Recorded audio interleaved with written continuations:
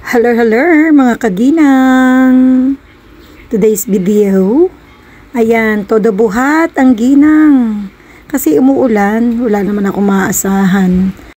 Hindi biro ang bigat ng aking binubuhat. Sobra. Siyempre, nasa 25 kilos yan, ano?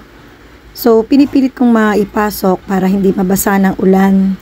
At habang aking binubuhat at pinapanood ko ang video ko, na-remind sa aking utak na napakahirap talaga ng buhay. Hindi ka talaga pwedeng umasa sa kung ano lang yung trabaho mo. Kung hindi kailangan mo talaga maghanap ng extra income para may pan-support sa pangangailangan ng iyong family. Siyempre, pasukan na naman. Ayon, kung tutuusin ay dapat meron na kaming gamit ng eskwela.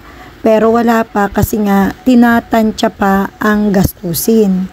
Sabi nga, hindi porket meron kang business na ganitong sari-sari store at mabilis ang pera, hindi mo kasi dapat iasa sa iyong business ang pangangailangan mo araw-araw. Kailangan mo rin kasing i-budget yan dahil sobrang taas ng bilihin ngayon at isa pa, lumalagay tayo na parang isang kahig, isang tuka na kung saan ay kapag hindi ka nagsipag, wala ka namang makakamta na na pansuporta sa iyong buhay. Kaya wag lang tayong susuko. Yun lang yun.